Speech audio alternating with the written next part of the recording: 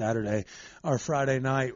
It was a late game. Memphis was beating Houston in football. We had all bet on Memphis. Well, Memphis shit the bed like a 6-year-old and lost the game, but not before Chris was bragging about what would have been our potential winnings had they just stayed the course. But because of that, the gambling community, everybody was like, oh, hate when that happens. So Chris was suspended from the group chat of gambling picks for the weekend, which may have worked out well because Sunday was a rough one. Holy shit. No one used lube. I just got straight up fucked. So bad. In every which way. Two fantasy matchups, every single bet.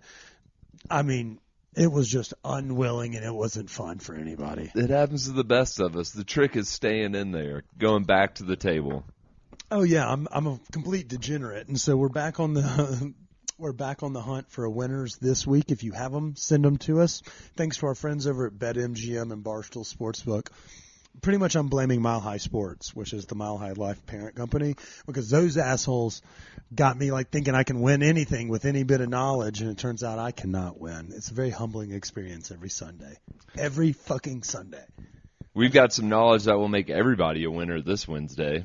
And what's that, Chris? That's our movie night. That is very much true. So for those that are as excited as we are, if you're listening to this on Wednesday morning, we've rented out the Mayan Theater for the Big Lebowski. I'm pretty sure tickets are already gone, but if you want to check the link in our bio. We're going to have a party with the Postino wine family. They have a wine club, or cult as they call it, where you get wines through every quarter that they think would really hit with the seasons and things of that nature. And you can sign up for annual memberships or quarterly memberships. But we're going to team up with them to show what wines they'll be pouring this autumn. And so we'll have a little happy hour before the movie. And then on the way to the movie, we're going to puff tough and eat tough. So we're teaming up with Taste Buds to give everybody a little edible.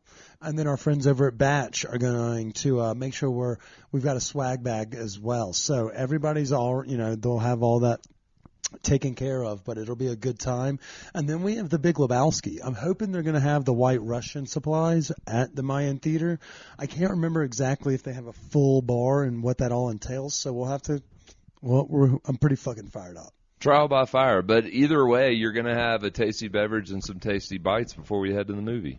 Fuck yes. And that's not the only party. We try to do them in bursts. It's kind of like how the surfing bank robbers in Point Break, where you get in, you get out, you do them quick, and then you go vacation for a little while. So we also have our Halloween dinner party with Long Nguyen from fucking Rapidos joining up with Chef Merlin Verrier of Street Food Lore to create an 8-course dinner for October 26th. There will be dinner. There will be dancing. There will be giveaways for the best costume. That's right. It's a Halloween-themed party, and we're going big. We're talking crazy dishes, street eats from around the world, including M&M. That's right. Marshall Mather's favorite dish, Merlin Verrier's lobster corn dog, will be on the fucking menu. The lobster corn dog? The lobster We've corn been dog. searching for this thing since we had him back on the podcast like 4 years ago. It's going to be epic. So if y'all have ever been to Lollapalooza,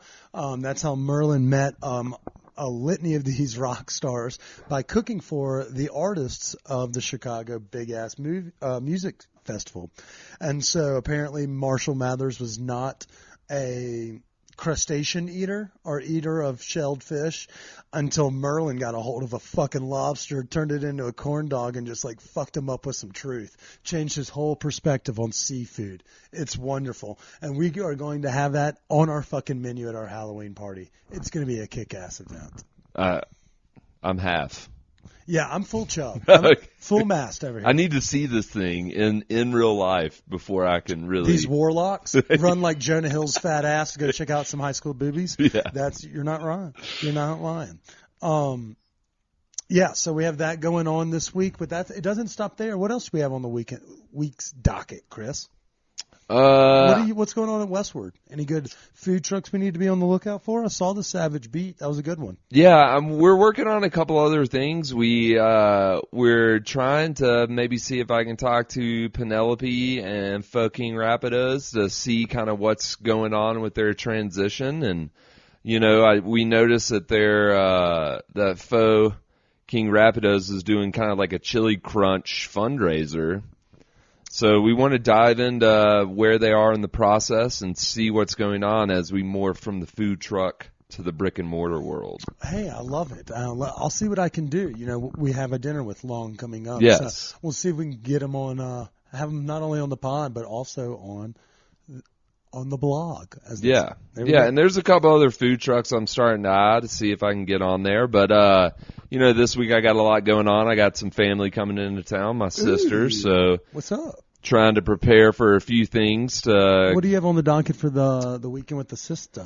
She's getting in Thursday for an interview, so maybe she might become the latest Colorado transplant. But let's see, Friday we're going to go to Brasserie Brixton because that's a fun place to go. And my thinking is we're going to knock two birds with one stone. We're going to hit up Yacht Club afterwards because everybody who comes to town needs to go out for a drink at Yacht Club. No, I think you're 100% correct. You know, both of those places are really hitting beautifully, both with the hot dogs and the cocktails, as well as the seasonal menu at Brixton. It's such a fun place. I mean, I love it. They're a perfect neighborhood dive. I love it. Great call by you. Yeah, and then Saturday, thinking about maybe taking her up to the high country. She hasn't been up in the mountains. Oh, well, that'll be a good time. It's a perfect time of the year to really sell her on why she should live in Colorado. Yeah, maybe get up there around the Breckenridge, Dillon, all that area. Maybe do a little hike and then follow that up with some beers because what else do you do? Are y'all going to watch the Tennessee-Alabama game? Yes. Okay. Is she as diehard? She's a big Bama fan. Jesus fuck. I can believe it. Well, it sounds exciting. I'm happy for you. Yeah. I bet you are. And maybe Sunday, just maybe, we might try to hit up El Borrego Negro. Ooh, Sunday morning with Jose Avila. Our friend who owns La Diabla on Sunday mornings, he has a walk-up over at Rise Westwood, down kind of in the Ken Carroll area where he does a pop-up at a farm, and he sells barbacoa from 9 a.m. until sellout. You can find it on his page and on La Diabla's. More information, but it's a gnarly concept, and he's kicking ass with it. It sells out in about an hour every week. So get over there early if you're going. Most def. Yeah. Well, I'm going to do something similar. Not necessarily having family in town. I'm familyed out. I've got a fuck ton of it recently, and I'm ready to kind of just have a weekend to lay in my underwear and watch football. I hear you, and I'm disappointed I'm not going to be able to attend, but Thursday night, the friend's birthday dinner is going to be spectacular. Yep. So you were talking about Brixton and great neighborhood dives. We're hitting up Spuntino for like a fucking big-ass dinner, big group sesh. If y'all don't know what they're doing over there, it's just delightful food. It's been a minute since I've been over there. I would say it's like a rustic. They do pastas. They have like a tartare wrapped in prosciutto that was fucking immaculate, if I remember correctly. They just do a lot of crazy cool dishes. Yeah, I noticed they bring a little bit of Indian flavor into some of the pasta dishes, which is cool. I mean, everything they touch really does, and they accommodate everybody. If you have celiac, guests or patrons, vegetarian or vegan, there's something approachable for every aspect of it. They can take care of you. And it's been a minute since I've been in there, so getting in there and doing a big family-style supper is going to be a lot of fun. I'm really fired up about it. Yeah, I'm excited to hear about it. Well, that's not all that's going on this weekend, Chris. There's a lot of other stuff going on, and so before we leave and dive into our guest's interview of the day, well, I want to get it through all of that. Farmers markets still going strong. City Park, Cherry Creek, Golden and Boulder still hitting through the month. And Highlands. And the Highlands on Sundays, so that's a good one. Hearth, the best breadery that people are talking about, fucking dropping bombs on folks. You can get it at the Highlands. Dude, we've been getting it, but now they have their location opened over there by Uchi. Okay, so it took over the former Third Culture. Yeah, so I didn't know that they had already opened. That's wonderful news. We don't break news here on this podcast. We just make sure we just validate other people's. Yeah, and I'm not going to lie, that bread fucking slaps. Yeah, it's fucking very, very, very good. We use a lot of F words on this podcast, but those two are both very warranted. It's got a fucking smoky flavor. Like, it's It's fucking good. Yeah, it is really good. So we still have farmer markets coming to town, Chris, but there's also a lot of great music as well as performers this weekend. I'll call Theo Vaughn a performer, although he's just a good old-fashioned white trash from Louisiana. Hilarious comic that will be showing up at the Paramount this weekend.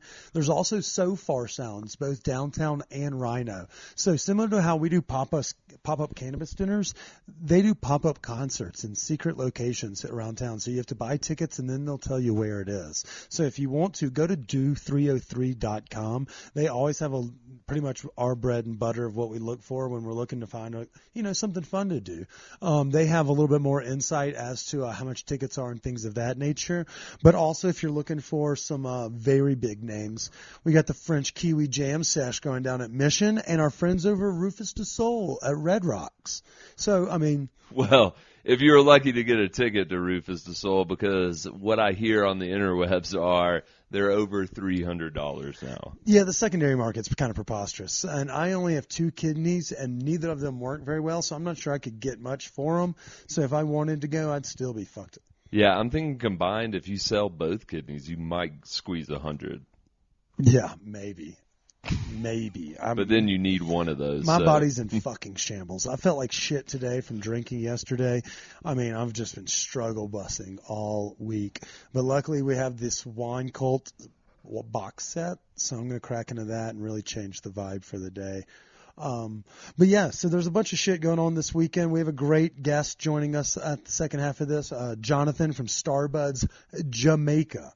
Yeah, that's right. We're talking Kush from the islands in the Caribbean. It's going to be wild. We're going to talk about all sorts of, industry things. Talk a little bit about flour, talk about food, talk about the scene here, and talk about the scene there. So y'all enjoy it. I hope y'all have as much fun as we did.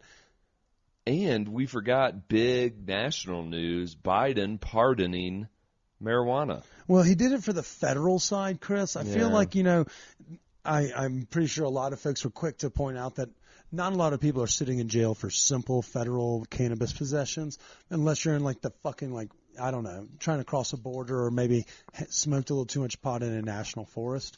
So those will be expunged and pardoned. But what he did do is he's starting to kind of get the ball rolling on reclassifying and rescheduling. Right. Technically, he probably could have gone a little more or a little further because we know Biden, Joey Old Sleep, is not necessarily the biggest cannabis fan. Like, he even fired White Housers who admitted to smoking pot.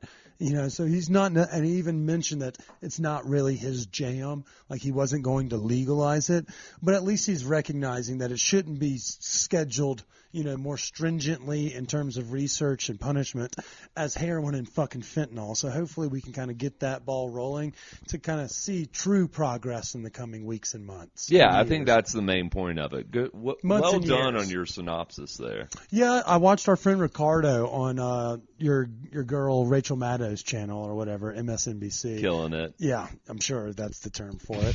But yeah, nonetheless, we all kind of see the writing on the wall is that we're getting closer. Hopefully we don't get our social media and our company taken away before then, but it's too early to tell, Chris. Yeah, we've sustained this far. That we have, and so have our listeners. So hopefully y'all enjoyed the rundown from the last weekend, places we ate, places we recommend. Go check out Bodega on 38th. We did a post about it on social media. Solid sandwiches, and we hope everybody has a great weekend this weekend. Go hit up a farmer's market, support some local restaurants, and don't forget, Batch is giving away all that fucking money.